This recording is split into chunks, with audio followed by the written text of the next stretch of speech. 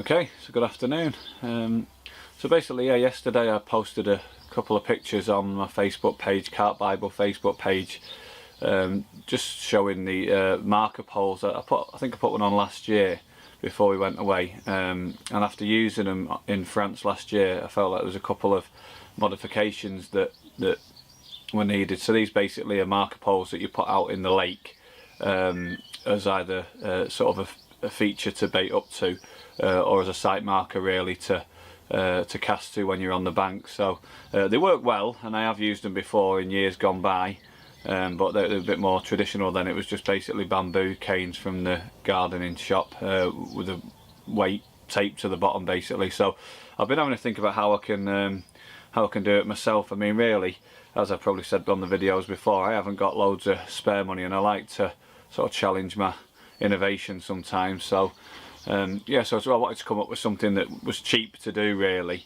and versatile. I could easily replicate it if I needed to make any more, and effective really. So that's it. So basically that's what I've done. So what I'll do is I'll just talk you through now how I made the markers. Pretty simple process really, but I'm hoping that, you know, by showing people they can make their own. So yeah, so here we go. Yeah, basically I'll just show you how I've done it. So obviously what I've actually used to make them is this stuff. Now this is a section of my old markers. If you've watched the Woods Lake video that I did last year, you'll see that this white and red tape was the stuff that was out on the markers on that video. But basically, I don't know if you can see from this stuff, but it's reflective, but it's quite thick. And what was happening was when the fish were picking up the line and it was going through the marker, the line was getting caught on the tape. So I wanted to come up with something really that was more effective than this and wouldn't get caught. So these sections now have all been sacrificed, and I'll show you the new ones that I posted the pictures of yesterday. But all I'm using there is basically that's it, rigid 20mm conduit pipe, and you can get this from most hardware stores off the internet or whatever it is. Yeah, so that's that. So that's just a small section of it, just to show you on the video. So basically, in principle, where is it? So this is how it works. So this is my bottom section. You can see there. Okay, so that's 4 foot long, that section there. And then what I've done with these ones is I've made a 2 foot. I don't know what that was. It sounded like a bloody bite alarm going off. It wasn't. It was my phone. So that's a 2 foot section that goes into the top of it, and that's the standard pole. So one of the issues that I had last time was I'd made, for the weight to go on at the bottom, I'd tied a little bit of 80-pound braid into a bung at the bottom, and what I felt like was when the fish were diving into the bottom, the line was getting caught round the bottom of the pole and caught round the line. So I wanted to come up with a method of just basically of making it more effective so that wouldn't happen. So, and I wanted something that tapered off. So what I've done, as you can see there, is that basically that section there is just a pole bung. I had a look on the internet and I wanted something that tapered up to about 20mm so it would fit to the bottom of the conduit pipe, which is the connection there. This is actually one of the bungs there, and as you can see, if I hold it right up to the video, it's actually got an eye. That's where the elastic would normally tie onto. So what I've done with that there at the bottom there is I've just put a quick link swivel on that, and then just a little bit of rubber tubing, so if the line picks that up there, it'll just slide straight up there, and straight off, and then that's it. So basically, in theory, what's supposed to happen is that sits on the bottom there. The lead, which I use these cannonball leads, that connects onto the eye there, and that sits on the bottom, and then if a fish hits the pole with the line, it folds down like that, and basically then comes back up into position and sits exactly where it was as the marker. So what I've tried to do, sorry, is to basically make something that's not going to move when the fish hits it with the line and flattens the pole down. It pops back up in position, and I think with this I should have achieved it, hopefully. So that's it. So yeah, so like I said, I've got a 4 foot section of conduit, which is this bit here, and then at the top end, what I've done with these ones, as you can see, that's called a conduit connector, straight connector, which is these things here. Get them from the hardware stores as well. So just put one of them on the top, and then I've taped it on with a little bit of black tape around the top there, and then all I've done there is the bit with the writing on it, which says 4 foot, and then a white band. And that's basically, so that top tape there, that one is night glow tape. So I'm hoping it's solar charged, and it says it glows for up to 10 hours. So the idea is that at night from the bank, you know, as far away as I am, I can see that, and then the white one is just a sight marker for during the day. And then what you do is to connect the next section. So I'll just show you the 2 foot section. So that's a 2 foot section, as you can see there. Oh, again, same bands round the top. There, that says 6 foot there. So the 4 foot bottom one that I've got plus this one, that's your 6 foot. And basically all you do with it is you just connect it in like that. Push it in, done, job done. So that's solid there, that's not, and that takes it, you see that won't come out, that'll just stay like that.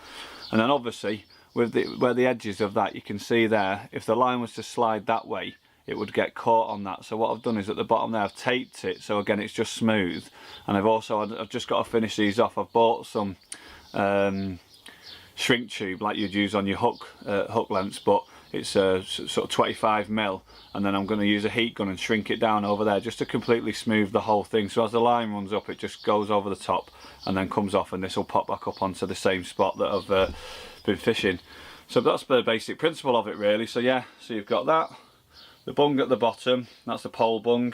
I just put that flat against the end of the conduit and then just tape round it, and that is pretty solid, that won't move that there. I've gone round a good few times with the tape. And then the conduit comes, the one that I bought comes in 6 foot 6 inch length, but I'm sure you could get it in 4 foot, 10 foot, whatever you wanted to get it in really. And then I just cut it down. So basically that's it. And then these sections here, I've just put them together with a connector. So that's a little, that's a 1 foot section. And I've got, that's a 3 foot section. And then over here, I've got, that's a 2 foot section. And then just under that, that's just a spare 2 foot section insert. So basically the idea is, if I've got my original 4 foot section, which is this one again, that's always going to go at the on the lake bed there with the weight on the bottom of it. How you determine what length of pole you use, you will need to get some form of prodder stick. Now I did make one out of conduit for the last trip, and what I found was that because it was plastic and it was quite lightweight, I struggled to get the response off the bottom. When I was moving in the boat, it was really picking up the toe of the pole, and I was finding it really difficult to accurately marker around with it and get a decent response. So I have tried the Signet prodder stick. I don't know exactly the format of it. I think it comes in 4 foot lengths, and it's aluminium and screws together. It's got actual proper threads on it, and that really is an excellent piece of kit. That it comes with a flat bottom or a spike on it, so you can stick it into the bottom to see how hard it is, or you can just use the flat one to again read what the bottom's like. And basically that's what you do. You take your prodder stick out, you have a feel about, find your spots, hard spots, silt, whatever you want to fish in, and that will also give you your depth then. And then with this system, and that's really why I wanted to create my own, and something that was really cost effective. If I've got the 4 foot section there, I've got a couple of 3 foot sections there, a 2 foot section, so there really is no limit as to how long you can make your marker pole really. I could make that, I suppose I could make one 20 foot if I really wanted to, if I wanted to make it that long. But basically what I've done is I've got a 3 rod set up there, so 3 bottom sections with the lead attaches to, and then for each one of them sections I've got an insert that makes it 6 foot, a spare 3 foot, a spare 2 foot and a spare 1 foot. So all of them, each one of them can go to 10, 12 foot just as a basic. And then if I was fishing one spot that was 4 foot and one spot that was 18 foot, it's unlikely, but I suppose it could happen on some lakes. I could always nick some of the sections from the other one, the spare sections, and just lengthen that one up. So it really is quite a versatile system, and that's what I was aiming for. Just a point that I haven't touched on yet, which will be interesting. So this is the top of the 4 foot section, the one with the pole bung on the bottom there, so it goes down. So it's got a connector on it. Inside that connector there, you can see that that's sealed inside there, and what that is just a tiny little bung that just pushes in, 20mm conduit bung, get them off eBay, just pushes, that serrated edge there, just pushes inside the pole, and then and that's it just fixes it in then, and that makes it watertight. What I actually did as a bit of a test, I went down to my local rowing club that had a pontoon that went out into a lake, and it was about 10 foot deep, and I got a 6 foot length of the conduit pipe, and I fixed that inside it, which is if you can see there, that's an 8-ounce lead, and basically it just cocked up the conduit, and there was still about 2 foot of the 6 foot sticking out. So it's a bit, I suppose it's a bit like putting shot on a waggler when you're waggler fishing, really. That's what it felt like. So I knew that wasn't sufficient to sink the conduit, which is what you need. So then I upgraded to these, which are cannonball leads. Again, I preferred the shape, really, because when the quick link is attached onto there, it just pivots on it, which is great. These are 14 ounces, but what I've been thinking about is I think that these could probably do with just being a little bit heavier as well. So I have actually found some of these that are 20 ounce. I think they go 24, 30, whatever you want, but I found these cannonballs for 20 ounce on eBay. So for the next trip in June that's coming up, I will be buying some more of these, and yeah, so basically using 20 ounce cannonball leads instead. Them ones that I just kept them, but they're no good to me now. They're just not heavy enough. So yeah, so basically just to quickly run you through the thing. So that fixes onto the bottom there. That's your pole bung.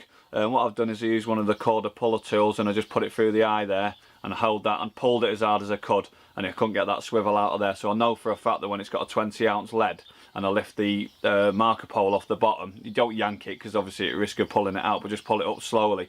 I know that that's going to recover the lead each time when it's got the quick link swivel in there. So that's what I want as well. So it's got, you can take a lot of tension for that. It's designed for pole elastic on carp venues or whatever, so I can imagine, you know, it's designed pretty well. Again, off eBay, what did I pay for these? 5 of them for $1.99 or something like that off eBay, including delivery. Obviously then I've got the conduit pipe, then the sections of conduit, which is what the rest of it's made out of there. 99p for 6'6" length, so I think I bought 5 of them and they've done me for all the poles that I need. What have I got? My cannonball leads there, 14 ounce, I think they were £7 for 3 delivered off eBay, so again nice and cheap. Connectors, straight conduit connectors, they are 20p each I think, so I've got 15 of them for £1.50. Little bungs there that I got them off eBay, 15 of them for £1.50, again including delivery. And then this is just this is the night glow tape. That's I think that was £3 for 3 meters delivered off eBay or something like that. So all of the stuff, all in all, I reckon it's cost me about £25, and I've got a 3 rod setup of marker poles, all fully versatile, that I should be able to see at night, and that really the principle of it works great. So obviously I will feature it on my next Carp Bible trip to France that we do, which is going to be on the 15th of June. So hopefully you can see them all in action. But yeah, really the reason why I wanted to do this, this video was the Carp Bible page. That was it was about people sharing tips and information, and I have seen systems, marker pole systems out there that you can buy from the shops off area in Europe and in the UK, but they can be priced anywhere from about £30 for a 1 rod setup, right up to about 60-70 quid. So really, to have 3 rods with such versatility for £25, for me, that's just you know, that's what I need to do because of my financial position, and I just like to be creative really when it comes to my fishing, so that's always a bit of a bonus as well. And then I don't know if I can find it anywhere. Just 1 second, might just be up the back here. Oh, maybe not, 1 second. Oh, I've left it outside, never mind. So yeah, so all it was is I've just basically I've got an old rod bag. I can't remember what it was for. Let's have a look. On me Gray's marker rod, I've used the rod bag and I just keep all the sections in there, so that just comes with me. And the cloth rod bags are more than enough to keep all the sections of that in. So yeah, hopefully you'll find it useful. What I'll do is I'll take a few pictures of this little table I've got next to me that you can just see down there, that's got all the bits and pieces on it that I need for making them. I'll put some pictures at the end of the video, so if you fancy making one yourself, then you can see what I've actually used for it.